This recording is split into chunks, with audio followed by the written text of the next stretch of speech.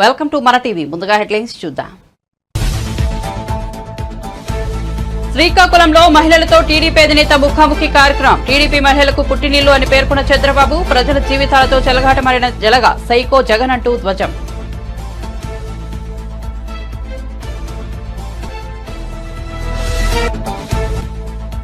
ఉత్తరాంధ్రలో వైసీపీ మేమంతా సిద్ధం బస్సు యాత్ర. టెక్కలి నియోజకవర్గం అక్కవరంలో సభ. పేద ప్రజల గుండె చప్పులే ఈ సిద్ధం సభలోని అభివర్ణించిన సీఎం జగన్, కూటమి మోసాలకు చెంపచెల్లు మనిపించేలా జవాబు చెప్పాలని పిలుపు. మంగళవారం పిఠాపురంలో నామినేషన్ వేసిన పవన్ కళ్యాణ్. నేడు కాకినాడలో నామినేషన్ వేసిన తంగెళ్ల ఉదయ్ శ్రీనివాస్. ఈ టైం ఉదయ్ తో కలిసి భారీ ర్యాలీలో పాల్గొన్న పవన్.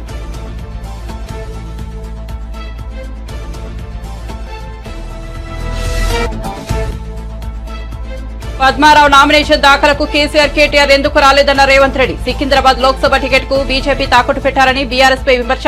సికింద్రాబాద్ లో గెలిచే పార్టీ అధికారంలోకి వస్తుందన్న రేవంత్ రెడ్డి. ఇక వార్త వివరాల్లోకి వెళ్తే టీడీపీ అధినేత చంద్రబాబు నాయుడు శ్రీకాకుళంలో మహిళలతో ముఖాముఖి కార్యక్రమం నిర్వహించారు. ఈ సందర్భంగా చంద్రబాబు మాట్లాడుతూ టీడీపీ మహిళలకు పుట్టినిల్లు అని అన్నారు. తాను మొదటి నుంచి మహిళా పక్షపాతనని పేర్కొన్నారు. మీ కుటుంబాలను పెద్ద కొడుకులా సేవ చేస్తానని చెప్పారు. 5 ఏళ్ల వైసీపీ పాలనలో ప్రజలు చాలా ఇబ్బందులు పడ్డారని విమర్శించారు. ప్రజల జీవితాలతో చెలకాటమాడిన జలగా సైకో జగన్ అని ధ్వజమెత్తారు. నిత్యావసరాలు సహా అన్నిటి ధరలు పెంచేశారు. మీ జీవితాలను తలకిందులు చేసిన దద్దమ్మ ప్రభుత్వం ఇది అని చంద్రబాబు వైసీపీ సర్కార్పై తీవ్ర విమర్శలు గుప్పించారు. పెంచిన పార్టీ తెలుగుదేశం పార్టీ ఆ విధంగా ఎక్కువ, ఎందుకంటే ఎండలో బాగా కష్టపడుతున్నారు, పూట గడవలేదు కాబట్టి ఎండను లెక్క చేయకుండా వచ్చినప్పుడు మిమ్మల్ని ఆదుకోవాలి.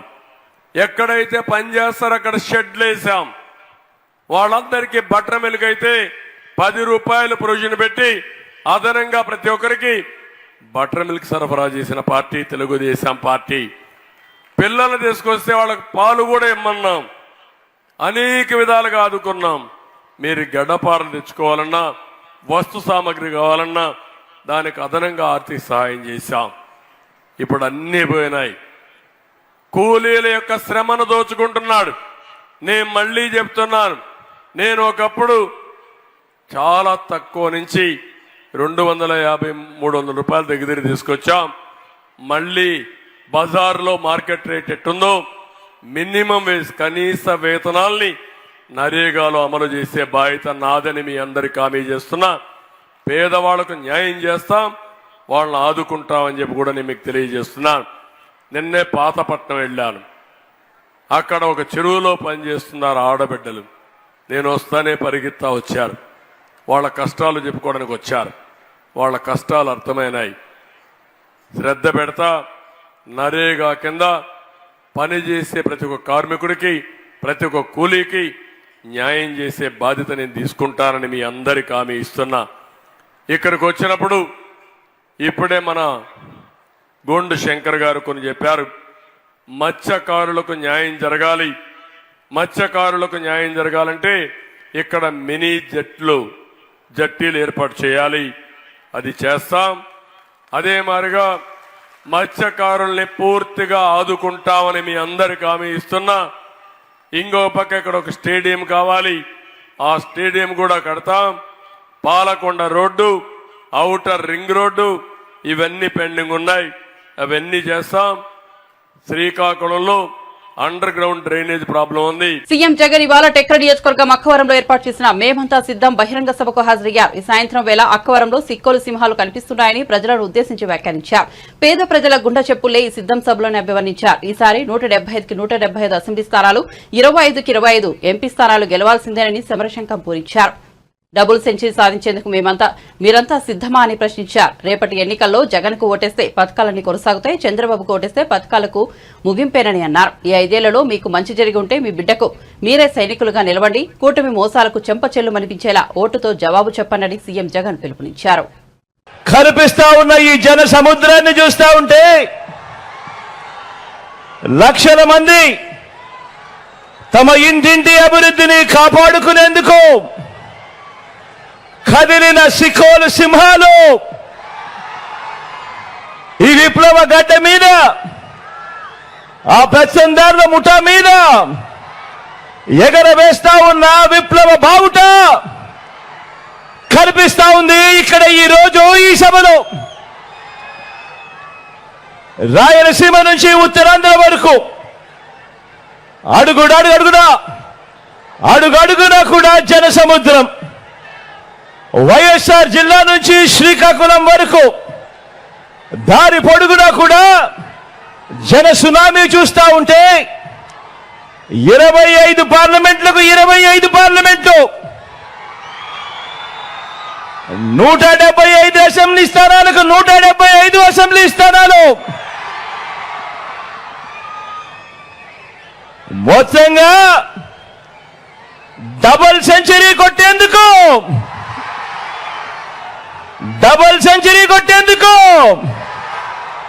మీరంతా సిద్ధమేనా?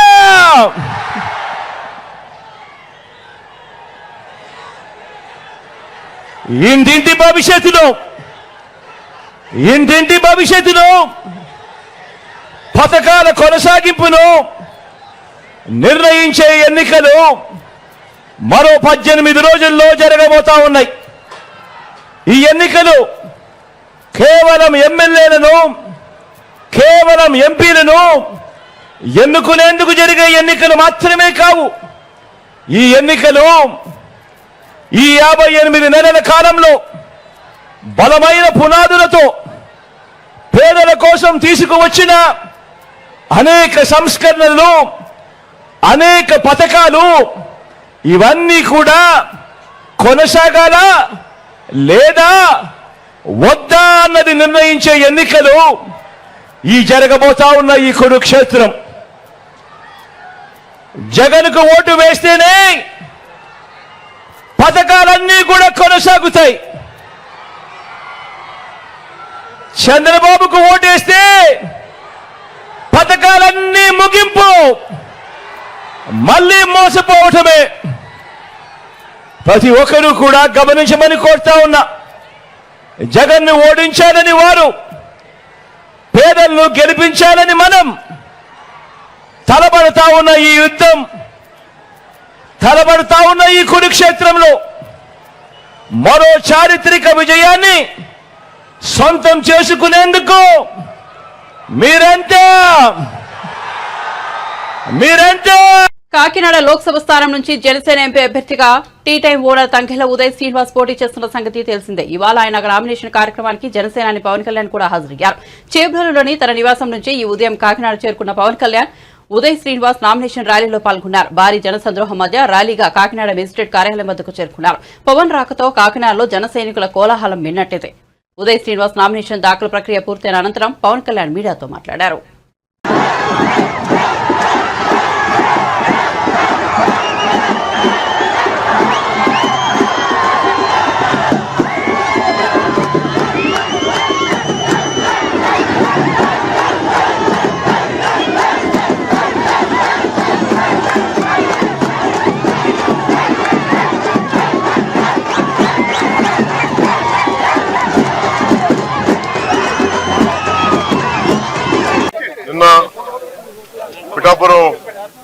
పిఠాపురం నా నామినేషన్ వేసాం.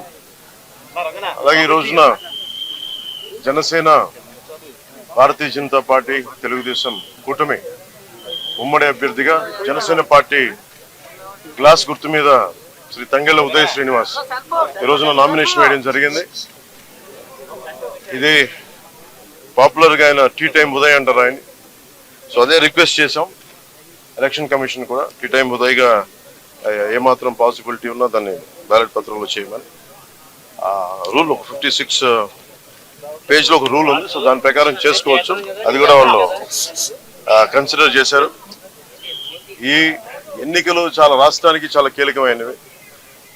వచ్చే ఎన్నిక ఒక 5 సంవత్సరాల కోసం కాదు, ఒక తరం కోసం. ముఖ్యంగా ఓఎన్జీసీ, రిలయన్స్, అలాగే రకరకాల పరిశ్రమలు, కాకినాడ SEZలు, అలాగే ఇంత అపారమైన తీర సంపద ఉన్న ప్రాంతం, విపరీతమైన మత్స్య సంపద ఉన్న ప్రాంతం, ఇలాంటి చోట్ల అనేక సమస్యలు ఉన్నాయి. ఈ ప్రాంతంలో కాకినాడ పార్లమెంట్ అభ్యర్థిగా శ్రీ తంగెళ్ల ఉదయ్ శ్రీనివాస్ గారు గెలుపు చాలా చాలా కీలకం. అలాగే కొండబాబు గారి గెలుపు కూడా కాకినాడ అర్బన్ తెలుగుదేశం పార్టీ మీద చాలా చాలా కీలకం. కాకినాడలో రౌడీజం ఎక్కువైపోయింది, గాంజా క్యాపిటల్ అయిపోయింది. ఎటు చూసిన 14-15 ఏళ్ల పిల్లలు కూడా గంజాయిని విచ్చలవిడిగా దొరుకుతా ఉంది. తల్లిదండ్రులు పడ్డ బాధ చెప్పుకోలేంది. Law and order క్షీణించిపోయింది. మా కూటమి ఇది వైఎస్ జగన్ చెప్పి తను ఒకటిచ్చే హామీ 5 సంవత్సరాలు అద్భుతమైన మ్యాండేట్ ఇచ్చారు ప్రజలు. ఏ ఒక్కటి కూడా నిలబెట్టుకోలేదు. Law and order క్షీణించిపోయింది. 30,000 మంది ఆడపిల్లలు అదృశ్యం అయిపోయారు. ఉద్యోగాలు లేవు, ఉపాధి అవకాశాలు లేవు, ఏ పథకాలు కూడా సరిగ్గా అందలేదు. ఇలాంటి సమయంలో ఒకరు కాదు ముగ్గురం కల్పిస్తున్నాం. ఎందుకంటే 5 కోట్ల మంది ప్రజలకి ఒక పార్టీ కాదు 3 పార్టీలు కలిసి ఈ రోజున మేము ఒక బలమైన కూటమిగా 2014 ఎలాంటి కూటమిగా ఏర్పడ్డామో అలాగే ఉభయ గోదావరి జిల్లాలో కూడా, ముఖ్యంగా ఉభయ గోదావరి జిల్లాల్లో జనసేన, భారతీయ జనతా పార్టీ, తెలుగుదేశం కూటమి స్వీప్ చేయబోతుంది. నిన్న చెప్పాను, మనది జంతు ప్రపంచం కాదు, మానవ ప్రపంచం. కాకినాడ పార్లమెంట్ సంబంధించి 7 నియోజకవర్గాల్లో మీ ప్రభావం ఎలా ఉంటది? దీనికి సంబంధించి నేను అనేది మీరు 400 కోట్లు కలెక్ట్ చేశారు మీ పార్టీ గారు 4-5 నెలలుగా. ఎందుకంటే చల్మల శెట్టి సునీల్ గారు నాకేమి శత్రువు కూడా ప్రత్యర్థి కూడా కాదు. ఆయన రోజు ఏదో ఒక మా ఇళ్లలో మా బ్రదర్స్ హౌస్లో చూస్తూనే ఉంటారు. సరే, ఆ పొలిటిక్స్ వేరు, స్నేహం వేరు, కుటుంబ స్నేహం వేరు. నిజంగా ఆయన ఒక పార్టీ మీద నిలకడగా ఉండే వ్యక్తి అయితే నిజంగా ఒక జాలి పాపరే ఎన్నిసార్లు ఓడిపోయాడు. ప్రతిసారి అవకాశవాదంగా నిలబడటం, వెళ్ళిపోవటం, మళ్ళీ ఎలక్షన్ ముందు రావటం, ఇవన్నీ సరైన సంకేతాలు పంపవు. ఉదాహరణకి నేను కూడా ఓడిపోగానే నేను పార్టీ మూసేసి మళ్ళీ ఇప్పుడు వస్తే బాగుండదా? అది నమ్ముతారా? అది ఒక దశాబ్దం కింద పడ్డాం, నలిగాం, కింద మీద పడ్డాం, బలం ఉండి కూడా తగ్గించుకొని మరి ఈ రోజున ప్రజలు గెలవడానికి కూటమి ఏర్పాటు చేసుకున్నాం. సో చలమలశెట్టి సునీల్ ఆయన వ్యక్తిగతంగా నాకు బాగా తెలుసు, ఆయన పరిచయం బాగా ఉంది, ఉదయ్ గారికి కూడా ఉంది. కానీ కాకినాడ పార్లమెంటుకి అతను సరైన వ్యక్తి కాదు. ముఖ్యంగా సునీల్ గారు చాలా కీలకమైన ప్రశ్నలు కొన్నిటికి సమాధానం చెప్పాలి. కాపు రిజర్వేషన్ని చీకొట్టింది వైసీపీ పార్టీ. అలాంటి పార్టీని రిప్రజెంట్ చేస్తున్నారు. 27 దళిత పథకాలు తీసేశాడు, దానికి సమాధానం చెప్పాలి. దళితులకు సంబంధించి బీసీలకి 34% నుంచి 24% స్థానిక. పద్మారావు పరువు తీయడానికే అతడిని కేసీఆర్ సికింద్రాబాద్ అభ్యర్థిగా నిలబెట్టారని తెలంగాణ ముఖ్యమంత్రి రేవంత్ రెడ్డి విమర్శించారు. పద్మారావు నామినేషన్ దాఖలకు కేసీఆర్, కేటీఆర్ ఎందుకు రాలేదని ప్రశ్నించారు. దీనిని బట్టే ఆయనకు వాళ్లు మద్దతు ఇవ్వడం లేదని అర్థమవుతోందన్నారు. సికింద్రాబాద్ లోక్సభ టికెట్ను బీజేపీకి తాకట్టు పెట్టారని ఆరోపించారు. బుధవారం సీఎం హైదరాబాద్ లో ఎన్నికల ప్రచారంలో పాల్గొన్నారు. ఈ సందర్భంగా మాట్లాడుతూ సికింద్రాబాద్ లోక్సభ స్థానంలో కాంగ్రెస్ అభ్యర్థి దానం నాగేందర్ గెలవబోతున్నారని ధీమా వ్యక్తం చేశారు. ఇక్కడ ఏ పార్టీ గెలిస్తే కేంద్రంలో అదే పార్టీ అధికారంలోకి వస్తుందన్నారు. బీఆర్ఎస్ అభ్యర్థి పద్మారావు మంచి వ్యక్తి అని, కానీ కేసీఆర్ ను నమ్ముకుంటే ఆయన మునిగినట్లే అన్నారు. కేంద్ర మంత్రిగా ఉన్న కిషన్ రెడ్డి ఈ నియోజకవర్గానికి ఏం చేశారని నిలదీశారు. దానం నాగేందర్ ఇక్కడి నుంచి ఎంపీగా గెలిస్తే కేంద్ర మంత్రి పదవి వస్తుందన్నారు. హైదరాబాద్ నగరాన్ని అభివృద్ధి చేసిన ఘనత కాంగ్రెస్ దే అన్నారు. మత సామరస్యాన్ని కాపాడింది తామేనని పేర్కొన్నారు. ఇక ఆ పిట్టల ద్వారా నమ్ముకుంటే పద్మన్న బాగుపడ్డట్టే. అందుకే పచ్చన్నకే ఓటేసిన పచ్చన్నకు రాదది. ఓటు చీలిపోతే కిషన్ రెడ్డికి లాభం అవుతుంది. పచ్చన్నని గెలిపియనిక కాదు, పరిపతున్న పచ్చన్న ఇజ్జతీయనిక కేసీఆర్ ఎన్నికల్లో పోటీ పెట్టిండు. ఎక్కడున్నాడో తెలియదు, ఇవాళ కేసీఆర్ మద్దతు ఉందో కూడా లేదో తెలియదు. మొన్న నామినేషన్ వేసి నేను చూసిన, అరే పద్మారావు గారు కూడా ఈ పీజేఆర్ లాకనో దానం లాకనో ప్రజలలో ఉండేటోడు ఎంతమంది వచ్చారో చూద్దామని పట్టుమని 4 కూడా రాలే.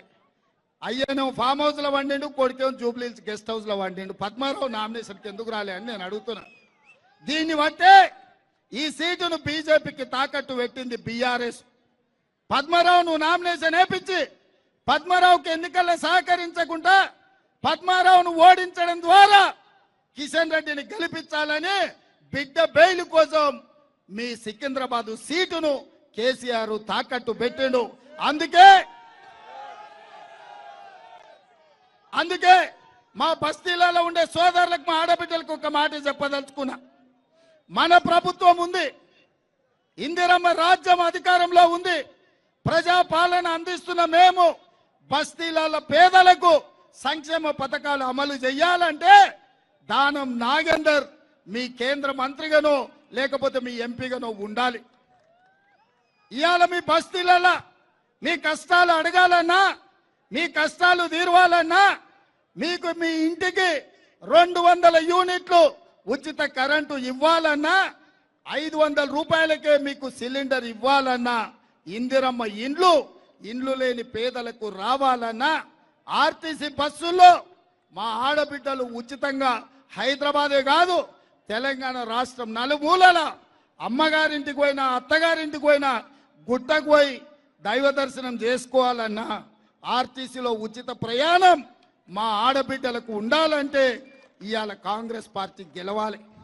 ఇవాళ ప్రభుత్వం మనది, సంక్షేమం మనది, పేదలు ఆదుకునేది మనం. పేదల రాజ్యంలో ఇందిరమ్మ ప్రభుత్వంలో మీకు న్యాయం చేసే బాధ్యత మాది.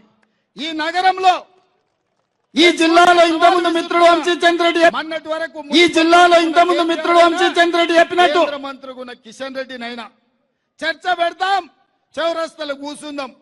ఈ నగరానికి కృష్ణానది జలాలు తెచ్చిందెవరు? ఈ నగరానికి గోదావరి జలాలు తెచ్చిందెవరు? ఈ జంట నగరాల దాహార్తి తీర్చిందెవరు? ఇదే కాదు, మెట్రో రైలు ఎవరు తెచ్చిండ్రు? అంతర్జాతీయ ఎయిర్పోర్ట్ ఎవరు తెచ్చిండ్రు? ఔటర్ రింగ్ రోడ్ ఎవరు తెచ్చిండ్రు? ఐటీ కంపెనీలు ఎవరు తెచ్చిండ్రు? ఫార్మా కంపెనీలు ఎవరు తెచ్చిండ్రు?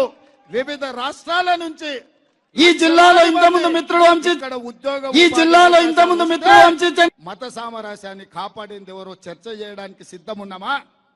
ఇవాళ కంటోన్మెంట్ ప్రాంతంలో స్కైవేస్ కోసం ఆర్మీ జగా ఇవ్వకపోతే నేను ముఖ్యమంత్రి అయిన వెంబడే ఢిల్లీకి పోయి రాజీవ్ రహదారికి సంబంధించి 2 స్కైవేల కోసం 194 ఎకరాలు కేంద్ర ప్రభుత్వాన్ని ఒప్పించి ఇవాళ నేను తీసుకొచ్చిన. అందుకే మిత్రులారా, ఈ నగరం అభివృద్ధి చెందాలి, ఈ నగరం విశ్వనగరం కావాలి, ఈ నగరం ప్రతి వాడికి నీడనివ్వాలి, ప్రతి పేదవాడికి అండగా నిలబడాలి అంటే కాంగ్రెస్ పార్టీ గెలవాలి. చివరగా నేను ఒక్క మాట చెప్పదలుచుకున్నా. రావురా నాయన, వచ్చే నెల 13 వరకు ఈ ఉత్సాహం ఉండాలి. జర్ర ఓపిక పట్టు. ఎండో నెల్లూరు రూరల్లో తాను చరిత్ర సృష్టించేలా భారీ మెజార్టీతో గెలవబోతున్నారని టీడీపీ ఎమ్మెల్యే అభ్యర్థి కోటంరెడ్డి శ్రీధర్ రెడ్డి ధీమా వ్యక్తం చేశారు. ఈ నెల 19వ తేదీన నామినేషన్ దాఖలు చేసిన కోటంరెడ్డి ఆర్డీఓ కార్యాలయంలో రిటర్నింగ్ అధికారి మనోలాకు బీఫామ్ అందజేశారు. ఈ సందర్భంగా మాట్లాడే కోటంరెడ్డి రాష్ట్రంలో తెలుగుదేశం పార్టీ ఘన విజయం సాధించడం ఖాయమని విశ్వాసం వ్యక్తం చేశారు. నెల్లూరు రూరల్ నియోజకవర్గంలో ఇటీవల ఎన్నికల ప్రచారంలో భాగంగా వివిధ గ్రామాలకి, వివిధ డివిజన్లకి వెళుతున్నప్పుడు ఒక భారీ అనూహ్య స్పందన. ప్రజలందరి ఆకాంక్ష ఒక్కటే, రాష్ట్రంలో తెలుగుదేశం పార్టీ కూటమి అధికారంలోకి రావాలా, నారా చంద్రబాబు నాయుడు గారు ముఖ్యమంత్రి కావాలా అన్న భావన ప్రజల్లో అత్యంత బలంగా ఉంది.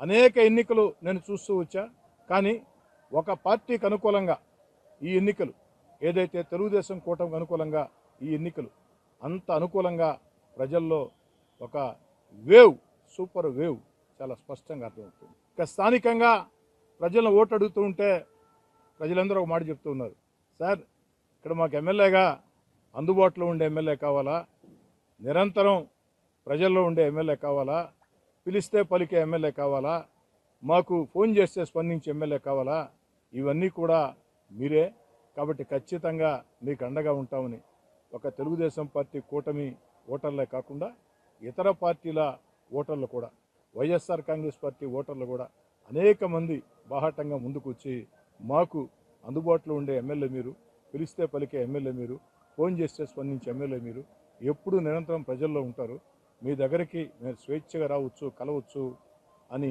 భావన ప్రజల్లో విపరీతంగా వ్యక్తమైంది. చాలా స్పష్టంగా చెప్తూ ఉన్నా, నెల్లూరు రూరల్ నియోజకవర్గంలో తెలుగుదేశం పార్టీ కూటమి ఎంపీ అభ్యర్థి వేమిరెడ్డి ప్రభాకర్ రెడ్డి గారికి అత్యంత భారీ మెజార్టీ రాబోతుంది. అదేవిధంగా నెల్లూరు రూరల్ తెలుగుదేశం పార్టీ కూటమి నుంచి పోటీ చేస్తున్న నాకు ప్రజల ఆశీస్సులతో, అందరి సహాయ సహకారాలతో చరిత్ర సృష్టించే అతి భారీ మెజార్టీతో నెల్లూరు రూరల్లో తెలుగుదేశం పార్టీ కూటమికి నాకు ఎమ్మెల్యే అభ్యర్థిగా రాబోతుంది. బొత్స సత్యనారాయణ తనకు తండ్రి సమానులు అని జగన్ అనడం ఆశ్చర్యంగా ఉందని ఏపీపీసీసీ అధ్యక్షులు వైఎస్ షర్మిల ఎద్దేవా చేశారు. బొత్స సత్యనారాయణ అసెంబ్లీలో వైఎస్ఆర్ను తిట్టిపోసిన వ్యక్తి అని ఆమె ఆరోపించారు. బొత్స పలు సందర్భాల్లో వైఎస్ కుటుంబాన్ని దూషించినట్టు చెప్పారు. విజయమ్మను సైతం బొత్స అవమానపరిచారని పేర్కొన్నారు. అలాంటి బొత్స సత్యనారాయణ జగన్ కు తండ్రి సమానులు అయ్యారని విమర్శించారు. జగన్ కేబినెట్ లో ఉన్న వారందరూ వైఎస్ఆర్ను తిట్టిన వారేనని దుయ్యబట్టారు. నిజంగా తన కోసం పనిచేసిన వాళ్లు జగన్ కు ఏమీ కారని విమర్శించారు. వైఎస్ఆర్సీపీ పార్టీ పేరులో వైఎస్ఆర్ లేరని విమర్శించారు. జగన్మోహన్ రెడ్డి గారు ఈరోజు పొద్దున న్యూస్లో చూస్తే వాళ్ళు చెప్తున్న మాట, బొత్స సత్యనారాయణ అనే ఆయనను పక్కన నిలబెట్టుకొని నాకు తండ్రి లాంటి వాడు ఓట్లేయండి అని అడుగుతున్నారు. మీ సమక్షంలో అడుగుతున్నాం. బొత్స సత్యనారాయణ గారు జగన్మోహన్ రెడ్డి గారికి తండ్రి సమానులట. తండ్రి సమానులట. ఏ బొత్స సత్యనారాయణ?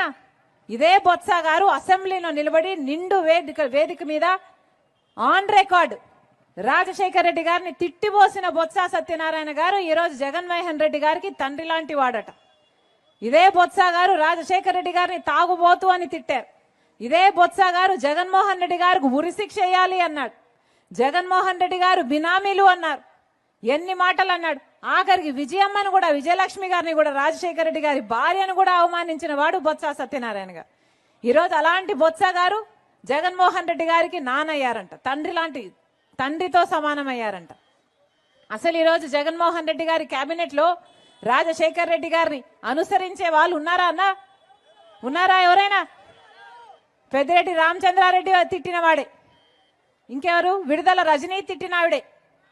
అందరూ ఆర్కే రోజా ఎవరైనా సరే రాజశేఖర రెడ్డి గారిని తిట్టిన వాళ్ళందరికీ ఈరోజు జగన్మోహన్ రెడ్డి గారు పెద్ద పీట వేశారు.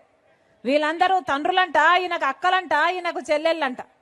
మరి నిజంగా నిలబడిన వాళ్ళంతా ఏం చేశారు? జగన్మోహన్ రెడ్డి గారు నిజంగానే నిలబడిన వాళ్ళు ఆయన కోసం పాదయాత్రలు చేసిన వాళ్ళు ఏమీ గారు. ఆయన కోసం పనిచేసి గొడ్డలి వేట్లకు బలైపోయిన వాళ్ళు ఈయనకు ఏమీ గారు. ఈరోజు అందరినీ ఇలాంటి వాళ్ళను పక్కన పెట్టుకొని తిరుగుతున్నారు జగన్మోహన్ రెడ్డి గారు. వైఎస్ఆర్ సిపి అన్న పార్టీ పేరులో అసలు వైఎస్ఆర్ గారు ఉన్నారా అన్నా? వైఎస్ఆర్ గారు ఉన్నారా? వైఎస్ఆర్ గారు ఎప్పుడో పోయారు. ఈ రోజున్నది వై అంటే వైవి సుబ్బారెడ్డి, ఎస్ అంటే సాయిరెడ్డి, ఆర్ అంటే సజ్జల రామకృష్ణారెడ్డి. వీళ్ళే మిగిలారు కదా. ఎక్కడున్నారు? వైఎస్ఆర్ గారు ఉన్నారా? వీళ్ళ రాజశేఖర రెడ్డి గారి ఆశయాలను నిలబెట్టేది. రాజశేఖర రెడ్డి గారు రైతుల్ని నెత్తిన పెట్టుకున్నాడు కదా. మరి జగన్మోహన్ రెడ్డి గారు ఏం చేశారు? కనీసం డ్రిప్ వేసుకుందామంటే డ్రిప్కు సబ్సిడీ ఇస్తున్నారా? పంట నష్టపోతే పంట నష్టపరిహారం ఉందా? కనీసం మద్దతు ధర ఉందా అన్న రైతులకి? మరి ఏం చేసినట్టు జగన్మోహన్ రెడ్డి గారు? అమేథీలో బీజేపీని ఓడించే దమ్ము లేక రాహుల్ గాంధీ కేరళ నుంచి పోటీ చేస్తున్నారని బీఆర్ఎస్ వర్కింగ్ ప్రెసిడెంట్ కేటీఆర్ విమర్శించారు. కానీ తెలంగాణలో బీజేపీ దిగ్గజాలను ఓడించిన ఘనత బీఆర్ఎస్దే అన్నారు. మల్కాజ్గిరి లోక్సభ స్థానం నుంచి బీఆర్ఎస్ అభ్యర్థి రాగి లక్ష్మారెడ్డి నామినేషన్ వేశారు. ఈ కార్యక్రమానికి హాజరైన కేటీఆర్ మాట్లాడుతూ బీజేపీని అడ్డుకునే దమ్ము కేవలం మన పార్టీకే ఉందన్నారు. 2014, 2019 ఎన్నికల్లో బీజేపీని అడ్డుకున్నది బీఆర్ఎస్ఏ అన్నారు. ఈటెల రాజేందర్, బండి సంజయ్, రఘునందరావు, ధర్మపురి అరవింద్, సోయం బాపురావు వంటి నేతలను గత అసెంబ్లీ ఎన్నికల్లో ఓడించింది ఎవరు? బీఆర్ఎస్ అభ్యర్థులే ఓడించారన్నారు. 2023లో ఈటెల రాజేందర్ ను అటు హుజురాబాద్ లో, ఇటు గజ్వేల్ లో ఓడగొట్టింది ఎవరు? రఘునందన్ రావు ఓడగొట్టింది ఎవరు? బండి సంజయ్ ఓడగొట్టింది ఎవరు? అరవింద్ ధర్మపురిని ఓడగొట్టింది ఎవరు? సోయం బాబురావు ఓడగొట్టింది ఎవరు? మరి బీజేపీని ఓడగొట్టే దమ్ము లేని కాంగ్రెస్ కోట్లేసి ఖరాబ్ చేసుకుందామా? ఆలోచించండి. ఆగం కాకండి. जितने भी हमारे माइनॉरिटी भाई बहन है, आप तमाम भाइयों से बहनों से गुजारिश करता हूं, हम सेक्युलर पार्टी थे, हैं, आगे भी रहेंगे, कभी भी किसी के साथ नहीं चलेंगे। इससे पहले कुछ लोग अफवाहें फैला रहे थे, बकवास बोल रहे थे कि हम बीजेपी के साथ हैं। अगर बीजेपी के साथ बीआरएस होती तो आज केसीआर की बेटी को ले जाके जेल में रखते क्या? आप एक मिनट के लिए सोचिए। मजबूर करता हूं आपको सोचने के लिए। आज बीजेपी में जो भी शामिल हो जाता है, मोदी साहब के जेब में जो भी बैठ जाता है, उस पर कोई कार्रवाई नहीं, उस पर कोई कुछ नहीं होता, कानून उसका कुछ नहीं करता। पर अगर आप मोदी के खिलाफ करेंगे, मोदी से लड़ेंगे, तो आपको ले जाके जेल में डालते हैं। इसलिए मैं कहना चाहता हूं आपसे, कांग्रेस में वो दम नहीं है बीजेपी से लड़ने की। आज राहुल गांधी उत्तर प्रदेश से भाग के केरला में लड़ रहे हो, उनमें क्या दम है? రాహుల్ గాంధీ సొంత సీట్ ఇచ్చిపెట్టి ఉత్తరప్రదేశ్ లో అమేథీలో అక్కడ బీజేపీతో కొట్లాడే దమ్ము లేక పోయి అక్కడ కొట్లాడుతున్నాడు. కేరళలో 2వ సీట్లో కొట్లాడుతా ఉన్నాడు. మరి అట్లాంటి పార్టీ బీజేపీని ఓడగొట్టే దమ్ము లేదు. బీజేపీని నిలువరించే శక్తి, బీజేపీని కొట్టే శక్తి, బీజేపీని ఆపే శక్తి తెలంగాణకున్న ఒకే ఒక్క గొంతు కేసీఆర్ గారు అనే మాట నేను గుర్తు చేస్తా ఉన్నా. మళ్ళొక్కసారి ఒక్క మాట దయచేసి మనసుకు జాగ్రత్తగా ఎక్కించుకోండి. కాంగ్రెస్ అని మోసం బంద్ కావాలంటే, నెలకు 2500 రావాలంటే, నెలకు 4000 పెన్షన్ ముసలులకు రావాలంటే, తులం బంగారం రావాలంటే, స్కూటీలు రావాలంటే బీఆర్ఎస్ గెలవాలి, గులాబీ జెండా గెలవాలి. అట్లయితేనే కాంగ్రెస్ ఒళ్ళు దగ్గర పెట్టుకొని పనిచేస్తుంది తప్ప లేకపోతే మోసం పార్ట్ 2 చాలా అవుతుంది. రుణమాఫీ కాదు, తులం బంగారం రాదు, ఉన్న ఫ్రీ బస్ కూడా ఎత్తేస్తా అని చెప్పి బెదిరిస్తున్నాడు రేవంత్ రెడ్డి.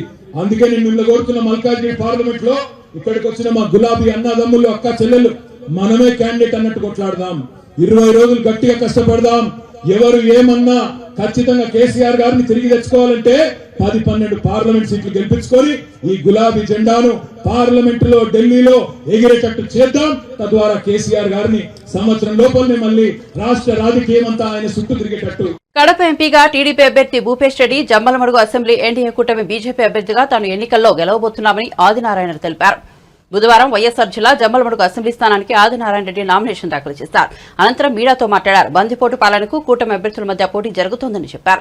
వైఎస్ఆర్సీపీ పాలనలో గంజాయి, ఎర్రచంద్రం అమ్మకాలు పెరిగిపోయాయని విమర్శించారు. ఈరోజు 11:30 జమ్మలమడుగు అసెంబ్లీ అభ్యర్థిగా నామినేషన్ వేయడం జరిగింది. 13వ తేదీ నాడు, రాబోయే మే 13వ తేదీ నాడు పోలింగ్ సందర్భంగా. ఓకే, ఈ ఎలక్షన్లు ఎలా జరుగుతున్నాయంటే బందిపోటు పాలన, పందికొక్కుల పాలనకు, మోడీ గారి ఆధ్వర్యంలో జరిగే కూటమి పాలనకు మధ్య పోటీ. నేను వ్యక్తిగతంగా 3 సార్లు ఎమ్మెల్యేగా ఉన్నప్పుడు ఎన్ని మంచి పనులు వ్యక్తిగతంగా చేసిన విషయం ప్రతి మీటింగ్లో చెప్తున్నా. ఇప్పుడు మీకు సభాముఖంగా నామినేషన్ వేసే సందర్భంగా చెప్తున్నా. ఈ 5 ఏళ్లలో ఎక్కడ కానీ రోడ్లు కానీ, హాస్పిటల్ సౌకర్యం కానీ, కరెంటు కానీ, త్రాగునీరు కానీ, ఇల్లు కట్టడం కానీ చేయకపోగా, సాగునీరు ప్రాజెక్టు చేయకపోగా ప్రతి దాంట్లో దోపిడీ, ఇసుక దోపిడీ, మైన్స్ దోపిడీ, సహజ వనరులన్నీ దోపిడీ, ఇష్టం వచ్చేట్టు దొంగ సారాయి సీసాల పోసి అమ్మకం. షర్మిలమ్మ, సునీత కూడా వివేకానంద రెడ్డి హత్య, ఆయన మహానుభావుడు ఎంపీగా పోటీ చేస్తున్న అవినాష్ రెడ్డిని, సుధీర్ రెడ్డి తోడ్పాటని ఇక్కడ ఉండే అభ్యర్థి. అది కాకుండా దీంట్లో ప్రధాన పాత్ర జగన్ రెడ్డికి, భారతికి తెలియకుండా జరగలేదు. వాళ్ళ ధనదాహానికి, వాళ్ళ అధికార వ్యామోహానికి అద్దు లేదు. దీన్ని చెక్కు పెట్టాలని వికసిత భారత్, వికసిత ఆంధ్రప్రదేశ్ మా ఉద్దేశం. దరిద్రమైన అప్పులు చేసినారు. ఇప్పుడు ఈ రాష్ట్రాన్ని మేలు చేయాలా? ఇక్కడ సాధ్యం ఈ కూటమితోనే, మోడీ గారి కూటమితోనే. ఫండ్స్ రైజ్ చేయాలా, అన్ని అభివృద్ధి చేయాలా, సంక్షేమం చేయాలా. ఇక్కడ అంద్రినివా, గాలేరి నగరి, ఎస్ఆర్బిసి, తెలుగంగా ప్రాజెక్టులు కట్టాలా. ఇక్కడ స్టీల్ ఫ్యాక్టరీ నిర్మాణం, రాజోలి నిర్మాణం, గండికోట ప్రాజెక్టులకు ఇవ్వాల్సిన ముంపు డబ్బులు, గండికోట టూరిజం డెవలప్ చేయాలా. ఏసీ సిమెంట్ రావాలా, తేజ సిమెంట్ రావాలా, మరికొన్ని ఇండస్ట్రీ రావాలా, మెడికల్ కాలేజ్ రావాలా. ప్లస్ అందరు మిస్ అయిన రోడ్లన్నీ రిపేర్ చేయాలా, నేషనల్ హైవేలు పెంచాలా, రేషన్ కార్డులు, పెన్షన్లతో పాటు మెడికల్ క్యాంప్ ఏర్పాటు, సీఎం రిలీఫ్ ఫండ్ వాళ్ళు రిలీఫ్ ఇస్తే భారీగా గతంలో కంటే ఇంకా అధికంగా ఇప్పియాలా. ఇక్కడ మా తరపున భూపేష్ రెడ్డి పోటీ చేస్తున్న అభ్యర్థికి నాకంటే మించి మెజార్టీ రావాలని అప్పీల్ చేస్తున్నా. కారణం అతను ఎంపీగా గెలిచాలంటే మా స్థావరంలో మరిన్ని పెరగాలని కూడా కోరుతున్నా. ఈ సందర్భంగా ఇద్దరు అభ్యర్థుల కూటమి, ఒకే ఇంట్లో ఇద్దరం పోటీ చేస్తున్నాం. ముఖ్యమంత్రి రేవంత్ రెడ్డి సవాల్పై BRS senior MLA Harish Rao స్పందించారు. తాను ముఖ్యమంత్రి సవాల్ను స్వీకరిస్తున్నానన్నారు. 15 ఆగస్టులోగా 2 లక్షల రుణమాఫీ చేస్తానని ముఖ్యమంత్రి చెప్పారని, అలా చేయకుంటే ఆయన రాజీనామా చేస్తారా అని హరీష్ రావు ఇటీవల సవాల్ విసిరారు. ఈ సవాల్పై ముఖ్యమంత్రి స్పందించారు. తాను ఈ సవాల్ను స్వీకరిస్తున్నానని, రుణమాఫీ చేయకుంటే తాను రాజీనామా చేస్తానని, మరి హామీని అమలు చేస్తే హరీష్ రావు పార్టీని మూసేసుకుంటారా అని ప్రతి సవాల్ విసిరారు. దీనిపై హరీష్ రావు తిరిగి స్పందించారు. సంగారెడ్డిలో నిర్వహించిన మీడియా సమావేశంలో హరీష్ రావు మాట్లాడుతూ ఇచ్చిన హామీలను అధికార పార్టీ చేత అమలు చేయించే బాధ్యత ప్రతిపక్షంగా తమపై ఉందన్నారు. శుక్రవారం అసెంబ్లీ ఎదుట ఉన్న అమరవీరుల స్తూపం వద్దకు వస్తానని, సీఎం రేవంత్ రెడ్డి కూడా అక్కడికి వచ్చి 15 ఆగస్టులోగా రుణమాఫీని పూర్తి చేస్తానని ప్రమాణం చేయాలని డిమాండ్ చేశారు. ఆయన తన హామీని నిలబెట్టుకుంటే తాను ఎమ్మెల్యే పదవికి రాజీనామా చేస్తానని హరీష్ రావు అన్నారు.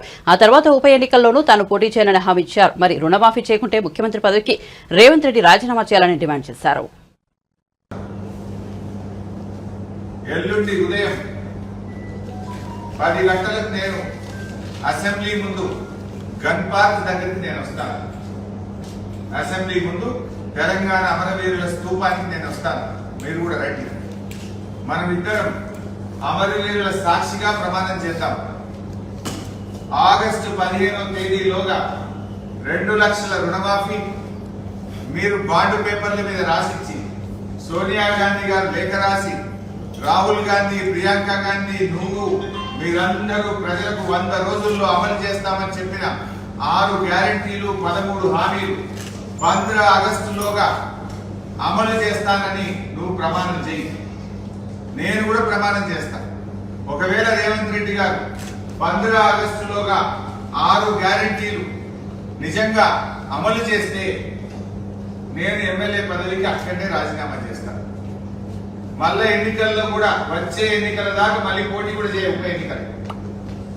అట్లీస్ట్ నాకు కూడా గుర్తుంటది, ఒక 5 ఏళ్ళు ఎమ్మెల్యే ఉన్నదానికంటే కూడా కోట్ల మంది ప్రజలకు రుణమాఫీ జరిగి 6 గ్యారెంటీలు అమలయ్యేటువంటి సంతృప్తి నాకు మిగులుతుంది.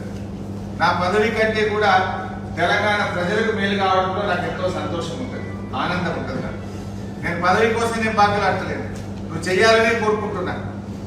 నువ్వు సవాల్ చేసినావు కదా, ఎస్ పోలాపా గన్ పార్క్ దగ్గరికి అమరవీరుల స్తూపం ముందు ఏ అమరులైతే తెలంగాణ ప్రజల కోసం త్యాగాలు చేసిండ్రో ఆ అమరుల సాక్షిగా ప్రమాణం చేద్దాం. ఆగస్టు 15వ తేదీలోగా 2 లక్షల రుణమాఫీ ఏకకాలంలో చేయడంతో పాటు 100 రోజుల్లో అమలు చేస్తామన్న 6 గ్యారెంటీలను నువ్వు ఖచ్చితంగా అమలు చేస్తా అని చెప్పి నువ్వు ప్రమాణం చెయ్యి, నేను ప్రమాణం చేస్తాను. అమలు చేయకపోతే ముఖ్యమంత్రిగా మీరు రాజీనామా చేయండి. ఒకవేళ అమలు చేస్తే ఎమ్మెల్యే పదవికి రాజీనామా చేసి ఉప ఎన్నికల్లో పోటీ చేయకుండా నేను దూరంగా ఉంటాను. ప్రజలకు మేలు జరగడం నాకు ముఖ్యం, ప్రజల ఆకాంక్షలు ముఖ్యం. ప్రజలకు మీరు ఎన్ని మభ్యపెట్టిండ్రు? ఈ రాష్ట్రంలో అక్కా చెల్లెళ్లకు ఒక్కొక్కరికి నెలకు 2,500 రూపాయలు ఇస్తామని చెప్పారు. ఇప్పుడు 4 నెలలంటే ఈ రాష్ట్రంలోని ప్రతి మహిళకు 10,000 రూపాయలు కాంగ్రెస్ పార్టీ బాకీ పడ్డది. వృద్ధులకు, వితంతువులకు, రాష్ట్రంలో 42 లక్షల మంది ఆసరా పెన్షన్దారులకు నెలకు 2,000 రూపాయలు బదులు 4,000 రూపాయలు ఇస్తామని మీరు హామీ ఇచ్చారు.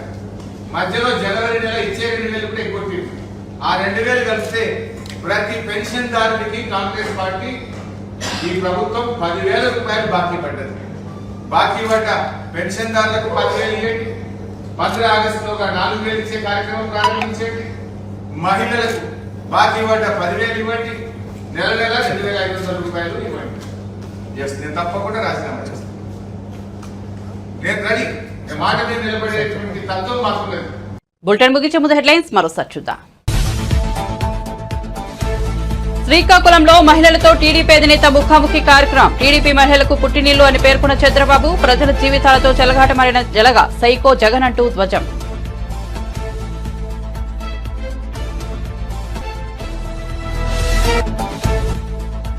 ఉత్తరాంధ్రలో వైసీపీ మేమంతా సిద్ధం బస్సు యాత్ర. టెక్కలి నియోజకవర్గం అక్కవరంలో సభ. పేద ప్రజల గుండె చప్పులే ఈ సిద్ధం సభలోని అభివర్ణించిన సీఎం జగన్, కూటమి మోసాలకు చెంపచెల్లు మనిపించేలా జవాబు చెప్పాలని పిలుపు.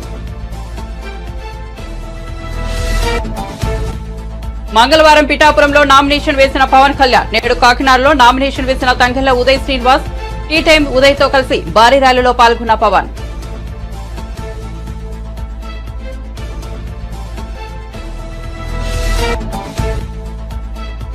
పద్మారావు నామినేషన్ దాఖలకు కేసీఆర్, కేటీఆర్ ఎందుకు రాలేదన్న రేవంత్ రెడ్డి. సికింద్రాబాద్ లోక్సభ టికెట్ కు బీజేపీ తాకట్టు పెట్టారని బీఆర్ఎస్ పై విమర్శ. సికింద్రాబాద్ లో గెలిచే పార్టీ అధికారంలోకి వస్తుందన్న రేవంత్ రెడ్డి. మరిన్ని అప్డేట్స్ కోసం చూస్తూనే ఉండండి మన టీవీ.